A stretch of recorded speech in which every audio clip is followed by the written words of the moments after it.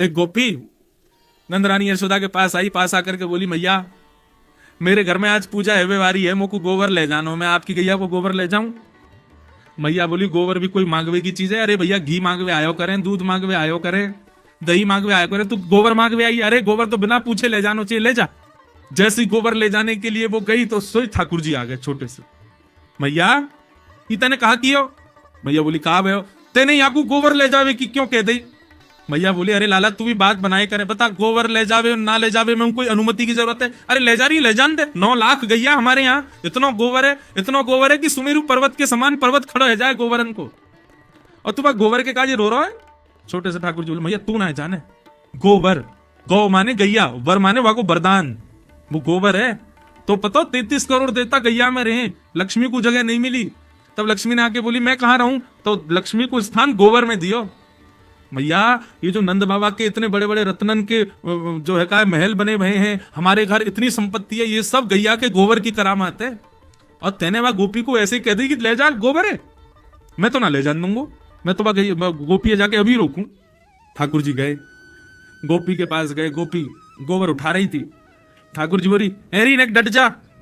अब ये भी विचार करते रहो, ये जगन्नाथ हैं, ये पूरे विश्व को बनाने वाला व्यक्ति थोड़े से गोबर के लिए लड़ने जा रहा है।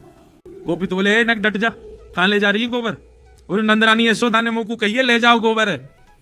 बोले, यशोदा ने कह दी, लेकिन मैं गोपाल हूं, गैयान को असली पालक में हूं, मेरे बिना आज्ञा के तू नेक भी गोबर ना ले जा सके, तो छोड़ दे यहीं पे। लाला ले जान दे, आज मेरे घर पूजा है। तो बोले, ऐसे ना लेके जाएगी, कछु देख के जा गोबर के बदले। गोपी बोली, बता कहा लेगा? बोले, जितना गोबर लेके जाएगी उतनो लोना माखन को तोकू मुहे देनो पड़ेगो। मान तेने 1 परात गोबर धरो तो 1 माखन को लोना, 2 परात के 2 माखन के लोना, ऐसे जितनो गोबर ले जाएगी उतनो देनो पड़ेगो। गोपी बोली, ठीक है लाला, ठीक है, तो लाला तू गिनती कर, मैं लेके जा रही हूं। ठाकुर जी बोले, गिनती हम पे आवे ना है, अब क्या करें? गोपी बोली, ये तो बड़ी विचित्र बात है लाला, तो पे गिनती ना आवे, तू कैसे गिनेगो? मैंने कहीं 5-6 ले गई, फिर क्या करेगो? ठाकुर जी बोले, मुंह पे ना आवे, लेकिन मैया पे आवे, और मैया अभी आवेगी ना गिनती कर, तो क्या करें? बोले, गोपी एक काम कर, तू जैसे ही 1 परात गोबर उठावे ना, तो 1 गोबर की बिंदी मेरे माथे पे लगा दियो, फिर दूसरा गोबर उठावे से दूसरी बिंदी लगा दियो, ऐसे जितने गोबर उठावे उतनी बिंदी मेरे मुंह पे लगा दियो, फिर मैं जाके मैया ते गिनवा लूंगा और उतनो तो को बता दूंगा, उतना माखन दे दियो।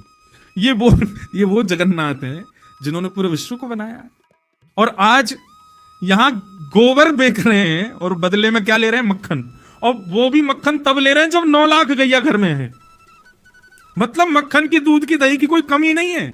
लेकिन ये अब यहां पर आप क्या स्वीकार करोगे इस कथा में? क्या भगवान लोभी है? नहीं, प्रेमी है। इससे उस गोपी को भी सुख मिल रहा है और ठाकुर जी को भी आनंद आ रहा है। अब गोपी उठा रही है और उठा करके लाल जी के माथे पर 1 बिंदी लगा दे। अब सोचो ठाकुर जी कैसे लग रहे होंगे, हैं? सांवरे से ठाकुर जी, सिर पर मोर पंख पहने हैं, तिलक लगाए हैं, नन्हे से पीतांबरी पहने, और गोबर की बिंदी लगवा रहे हैं अपने मुख पे, गोरोचन तिलक किए, और गोपी बार बार आवे, मक्खन उठावे, 1 बिंदी और लगा जाए। गोपी को इतना सुख लग रहा है, इतना आनंद आ रहा है ठाकुर जी को ऐसे गोबर की बिंदियों में देख के, और ठाकुर जी बिल्कुल सीरियस होके देख रहे हैं उसको, कहीं जागा नहीं ले जाए। जैसे ही गोबर उठावे तो रुक, लगा बिंदी लगा यहाँ पे, वो बिंदी लगा जाए।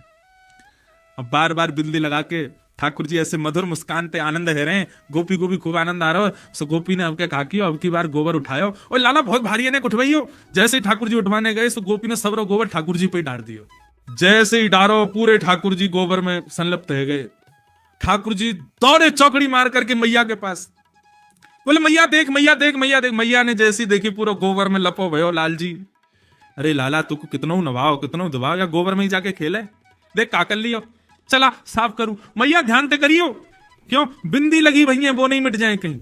हाँ, ऐसे करियो कि बिंदी गिनती में आ जाए, उतना मक्खन लेके आनो गोपी थे। ये कौन है? ये प्रेमी ठाकुर जी। अब इस कथा को सुना तो आप सबके चेहरे पर प्रसन्नता आ गई और जगन्नाथ जी प्रिय लगने लगे। नारद जी कह रहे हैं, व्यास जी आपने सब जगह भगवान को भगवान बना दिया, लेकिन वो प्रेम भी करते हैं और हमारे प्रेमी भी बन सकते हैं। आपने कहीं नहीं लिखा, इसलिए आपका हृदय शांत है। ऐसा कुछ लिखो जिसको सुनने पढ़ने के बाद में सुनने वाला ठाकुर जी को भगवान ना माने, ठाकुर जी को अपना प्रेमी माने। जो संबंध वो संसार में बनाता है, भाई बंधु सखा मित्र माता पिता पति पत्नी, ये सारे संबंध वो ठाकुर जी से बनावे, ऐसा कोई ग्रंथ लिखो जिसको पढ़ने के बाद में ठाकुर जी हमारे लगने लगे।